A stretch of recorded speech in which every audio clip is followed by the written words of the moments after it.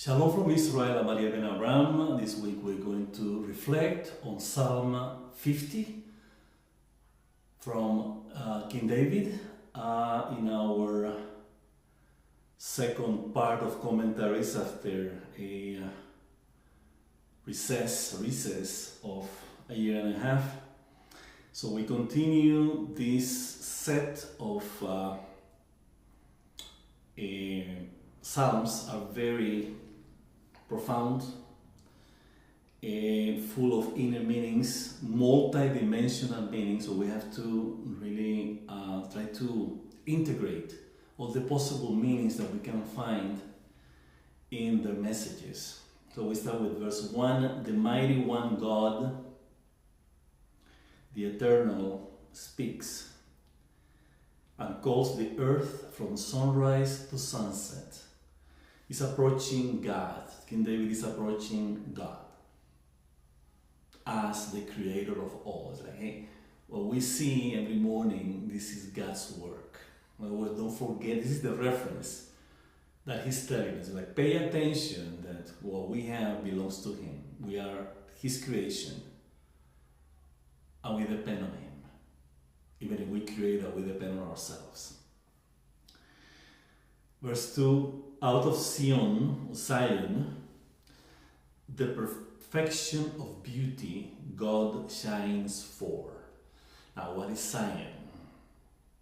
For those who know, we're talking about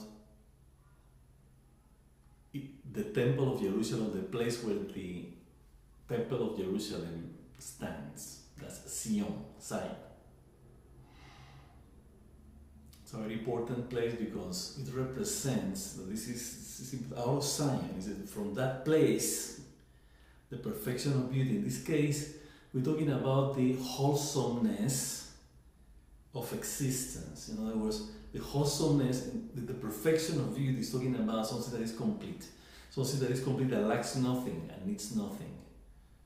By the fact that it's complete, it's beautiful. We see that in a rose, in a piece of music. Like, wow.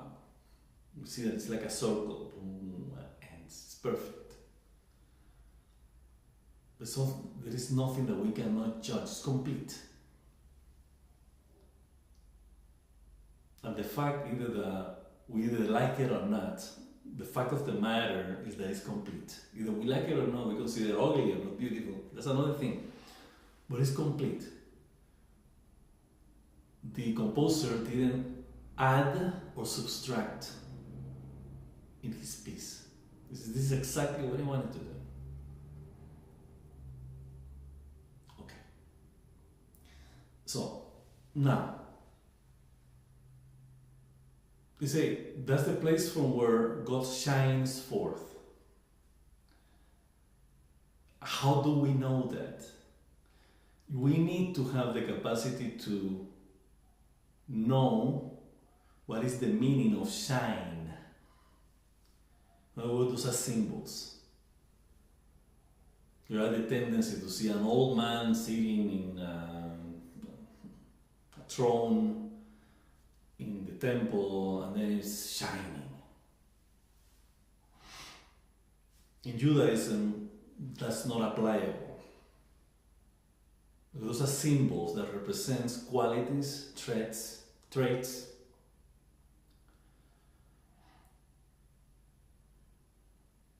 Of how God relates to his creation. So it's a good introduction when you say, oh, he speaks, calls the earth from sunrise to sunset. Like he's the creator of all. So when he shines exactly from that place of completion called Zion, then we know that that place of completion, we can call it goodness. Goodness is complete. Evil is not complete because it has problems. It can be changed, it will perish eventually. So it's nothing complete, it's something of lack in evil.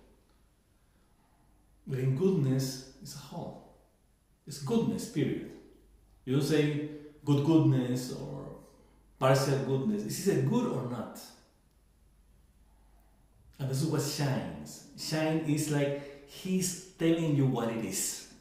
by the radiance, by the way he or it projects or reflects.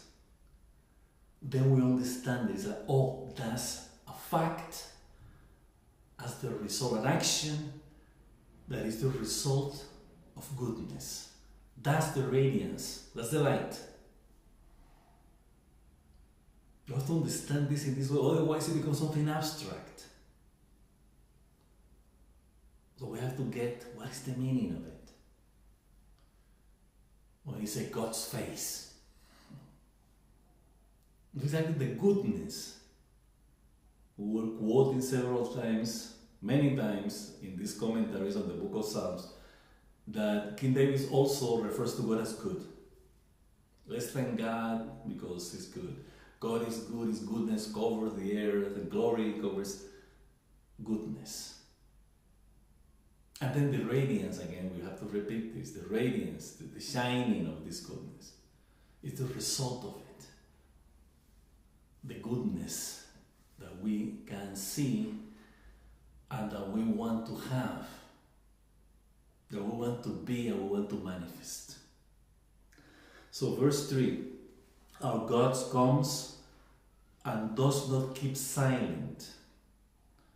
This is not about speaking words, this is about facts. So we see creation, we see the world and say, wow, that's God speaking. We see a stream of water, a sunset, a sunrise, rain, nature. And then it's like, this is God speaking.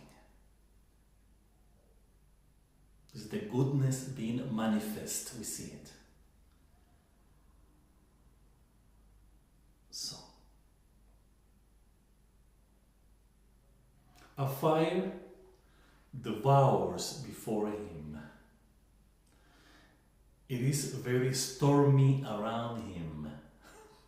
It's like scary, like, wow, fire devours. No. When we're talking about a divine fire, first of all, it's not a physical fire. So we're not going to get burnt. What we can understand is when we talk about the term fire, why the Hebrew scriptures are using the term the fire of God. And then we have to understand what fire is. But the first association we say is burns. But what about if we start going to chemistry and try to find out what is the meaning of fire? It's a catalyst. It's something that helps transform one state to the other. Now, when we read here and in the Hebrew Bible, God's fire doesn't have burns everything that is around that is not like it. Meaning, we're talking about the fire of life here. It's a fire again that is not it's not the material fire. That's the fire that appeared to Moses in Mount Sinai, like the burning bush. He said, oh, it's burning, but it's not. It doesn't consume. It doesn't burn. Like boom, like consume something. No, it's there. Then we understand the divine fire, God's fire. Not just His goodness, but how He sustains His life. Of His goodness, it is. But it's something that is even beyond our comprehension. Because it's not just to sustain life. It's more than that. Something that can transform our lives and the world.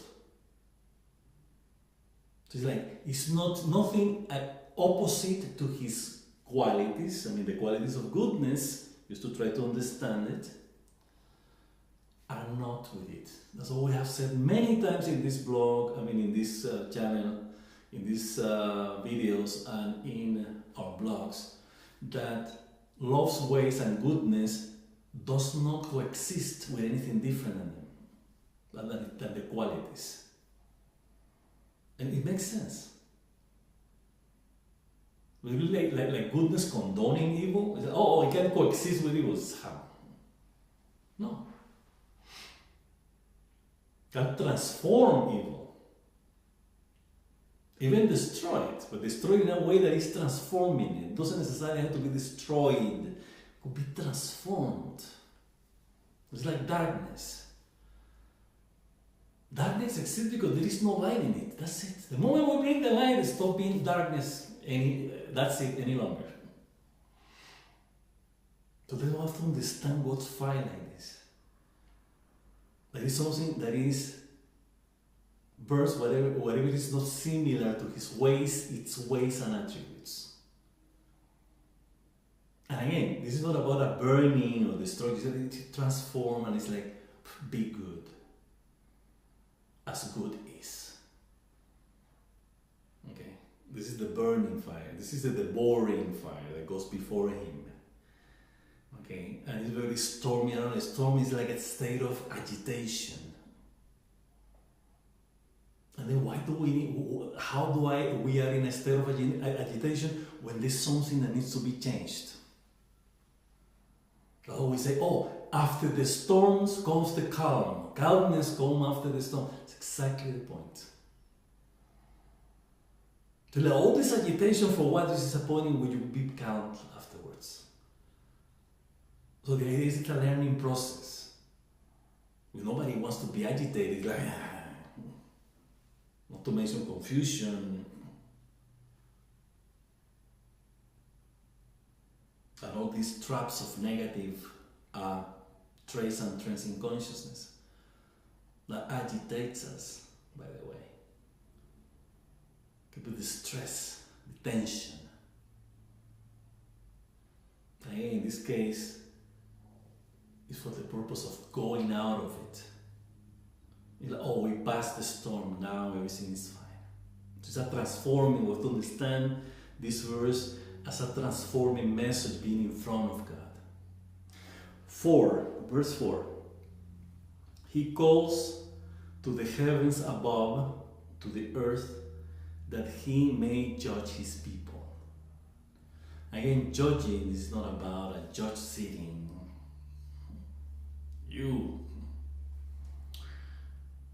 Judging, we have said this many times and we have to repeat it over and over as many as necessary. What is the purpose of justice or giving justice? Is to make the truth be revealed, or to make the truth of what happened be known.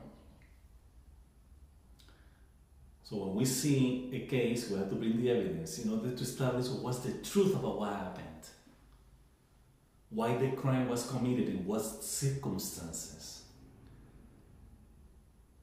And then we give sentence in order to make goodness prevail. So the whole purpose of justice is goodness, is to reveal the truth of what happened, in order to make goodness prevail. So we say this what you did was not good, was destructive, was damaging. Therefore, we're going to put you aside for a while, a few years, because you cannot deal with goodness. You don't know what that is. You don't respect it, the value of it, the sanctity of it. So that's when God judges.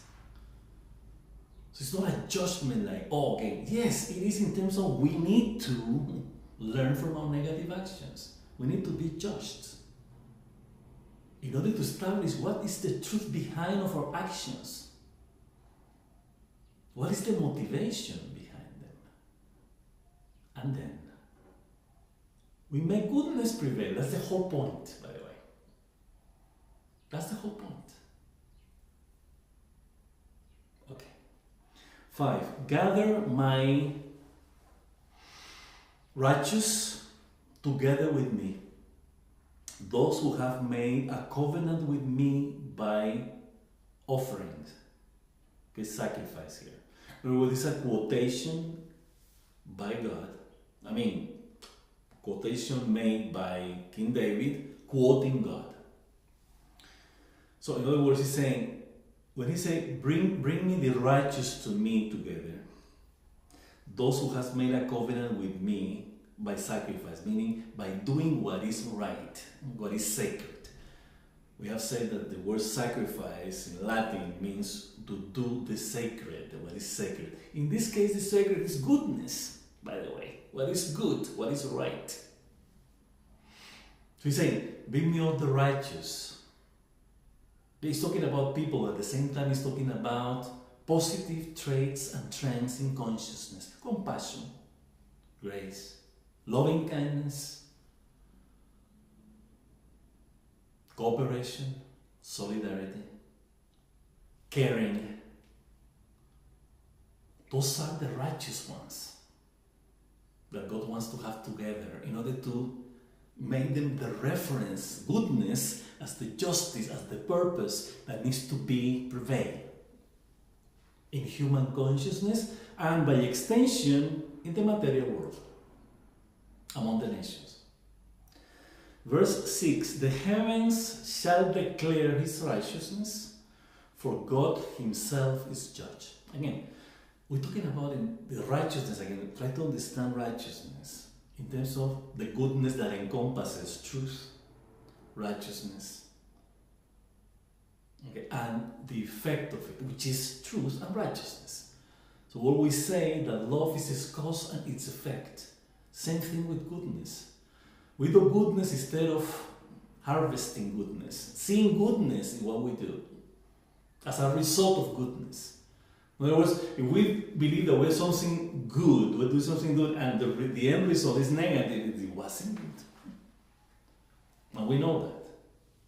But this is the idea. Forever. So in other words, when we talk, God is the judge. Goodness is what judges our actions.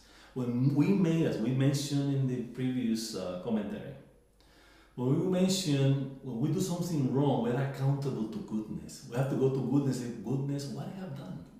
I know I made a mistake. I'm good, I'm supposed to do goodness.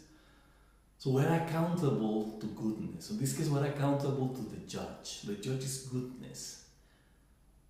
And then we take it from there. And he said forever, by the way. God himself is judge forever. Another quote, hear my people, another quote from, quoting God. Hear my people, I will speak Israel, and I will testify against you. I'm your God. I'm God, your God. Now, this is not about a prosecutor who is calling Israel. Says, you have to come over here, I'm going to tell you how bad you have been. Sounds like that because that's all we read here. But again, it's like, I want to tell you what testifies against your goodness. The chosen people. The Israel represent the goodness that God wants to make prevail in the material world. That's why the Torah, the Hebrew Bible, was given. It's about goodness. The whole point is about make this whole movie called history. At the end, the good are going to win. The goods are going to win. Goodness will prevail. That's the whole point. And the main character, the protagonist of this story is Israel. If you read the Hebrew Bible from beginning to end, this is about Israel and the mission that we have. So in this case, say Israel, come over here. What are you doing? It's like whatever you transgress is against of who you are. It's like it's testifying against you, your actions. It's like, let's correct this. Okay, so I don't rebuke you for your sacrifices. God is saying, I'm not complaining about the offerings that you bring to the temple. Your burnt offerings are continually before me. I have no need for a bull from your stall or male goats from your barns. For every animal of the forest is mine, and the livestock on 1,000 hills. I know all the birds of the mountains, The wild animals of the field are mine. If I were hungry, I will not tell you. For the world is mine, and all that is in it. Will I eat the flesh of your bulls, or drink the blood of goats? Offer to God the offering of thanksgiving. Pay your vows to the Most High. In other words, saying, yeah, you bring in the sacrifices, but I don't need them. I just want you to do the right thing. It's like, bring me the sacrifice. Yeah, it's okay. You think of me, but thank me. What is it? When we say thank me, it's like do goodness, so you will have something happy to thank for. So we bring the thanksgiving offerings because we're happy for how goodness, the goodness of God, the goodness that God made us as our essence and true identity is doing for us. Of course, we bring the bull, we bring the birds, we bring the goats and the sheep as a representation of that thinking, that's thanksgiving action. It's like what is important is, and again, God doesn't need us to give him thanks either. He doesn't need anything. He owns his creation and he's saying, and we know that, by the way. Not from the Psalm, from the Torah, from the Hebrew Bible. But he's saying, be happy to thank for something that is good. The goodness that I have made you be, have, and manifest. So it's like, yeah, you bring your sacrifice, your offerings, but be thankful for your essence and identity. Bring that offering. Bring the goodness, good actions, good doings. And again, we're talking about a wide range: caring, protecting, correcting, teaching, many of them, healing. Those are the good things for what we have to thank for, by the way, because we give them and at the same time we receive them. Therefore, we have to be grateful for them. But again, all of them come from goodness as our common bond with God.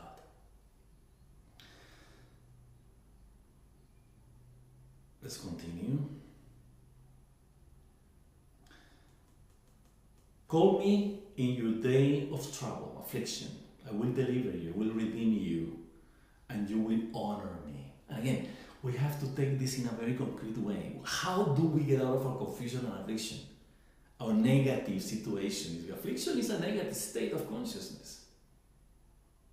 It's destructive, by the way. Harming. It's demeaning. Or afflicted, what demeaned. And the idea here is bring goodness. Think about goodness when you are in a negative situation. We're not thinking about an old man who is going to have pity. Oh, look how happened, I'm going to go out down and help him. You call me. No. I am the goodness from which you are created. Let's go back to call that goodness. Go to your own essence and true identity. In other words, call in the light of the goodness you are. And then you will get out of your affliction. But we have to think when we're in a negative situation. We have to think the only way to get out of it, you have to do something opposite to this. Not worse or more negative. You have to go back of what is good in order to correct the negative about it, the negativity about it, what is wrong, what is evil about it. That's the fire that will burn what is not part of it. That's something that has nothing common with it. So this is it. I will deliver you and you will honor me. You have to honor the goodness of love's ways and attributes. When we see a good person, or we see a good action, we honor them immediately. We see a boy doing a good action, or a child, or anybody. We honor the person, we respect them, we give them credit for the goodness that he has and manifests. We honor. It's like honor me, it's honor the goodness. And then after the quotation, David makes a statement saying, but the wicked, God says, and then he quotes God again, what right do you have to declare my statutes, my ordinances, that you have taken my covenant on your lips, since you hate instruction and throw my words behind you? When you saw a thief, you consented with him and have participated with adulterers. You give your mouth to evil, your tongue frames deceit. You sit and speak against your brother, you slander your own mother's son, brother. You have done these things, I kept silence, God is talking. You thought that I was just like you. I will rebuke you and accuse you in front of your eyes. This is very important because it's exactly these verses illustrate the point that we made before. God doesn't cohabit, doesn't dwells with anything different than his ways and attributes. This is not accomplice. I'm not condoning this kind of act. This is not me. This is not what I am with. This is not part of the covenant. The covenant is to do goodness. You are doing exactly the opposite. So this is a rebuke. It's very important. So it's like everything that is good, do not. This is very important. Do not dwell, cohabit. There is no gray here, ladies and gentlemen. It's no gray. It's either or. That's the difference between Judaism and other beliefs. Some of them, not all of them, believe that there's some kind of coexisting and intertwined relation, complex and difficult relation between good and evil. Judaism, by principle, rejects that idea. It's an ethical principle, by the way. It's like, goodness has to be good. It cannot dwell. Exactly what God is saying. You consented with the evil, with the thief. You participated with adultery. You gave your mouth to evil. Your tongue frames deceit. You sit and speak against your brother. You slander against your mother's son. You have done these things and I kept silence. I'm not participating in that. You thought that I was just like you. Said, I'm not like that. I will rebuke you and accuse you in front of your eyes. Eyes is knowing. So it's like, you know exactly what's going on here, but you on purposely you choose evil instead of good. So you know that evil is a reference not to do it, but to do goodness. And you're doing exactly the opposite. You're choosing evil. Why?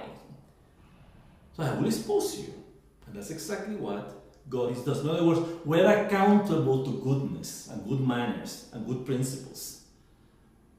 And goodness. Love's ways and attributes. They rebuke us when we do something like, why would you do something like this? Like compassion. Compassion, someone speak to us. What? You're supposed to be a compassionate person. How come you're not? This is the judgment. This is the fire. Okay, let's continue. Now consider this. Continue the quotation, says God. You who forget God, lest I tear you into pieces, and there be none to deliver. It's like, meaning, if you continue in that path and you are separated from goodness, you will die. You will be fractured. Your consciousness will be fractured. Living in every realm of ego's fantasies and illusion, envy, coveting, indifference, lust, wrath, haughtiness, indolence. You'll fracture in those negative things. It's like we die, basically. Because these traits and trends in consciousness are opposite to the positive qualities of goodness, the goodness of love's ways and attributes, as a reflection of God's love. So this is very important. Nothing to deliver. It's like, if you are completely, you change your identity for something that you are not yourself, then what? To whom I come to help? There is nothing of you that I can come and save. That's the meaning. And then the last verse of this psalm ends like this. I mean, this Psalm 50. Whoever offers the sacrifice, the offering of thanksgiving, glorifies me, and prepares his way so that I show God's redemptions to him. And then it ends saying, for the chief musician, a psalm by David. This is from King David. When Nathan the prophet came to him after he has gone into Bathsheba. In other words, God is telling at the end, I mean, David is finishing this psalm, saying that the thanksgiving offering is very important, because when we thank, it's because we're doing something good.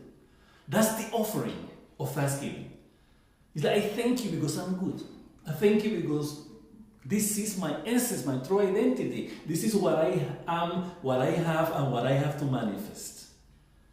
Therefore, once I am aware of that, everything is fine. The redemption is there. The connection is active.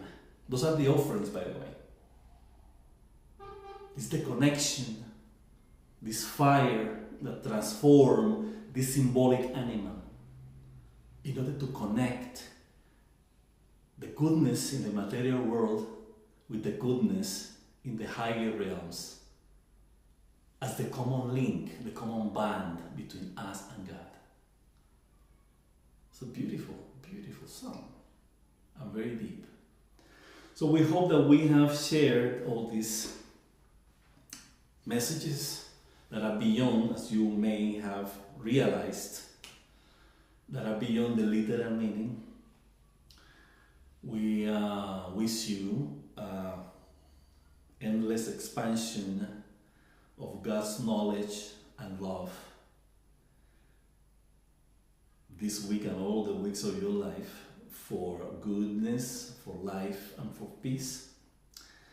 We wish you good Shabbos, Shabbat Shalom, and we will be here next week with Psalm 51 by King David. Until then, I'm Ariel Ben Abraham from Israel. We see you next time.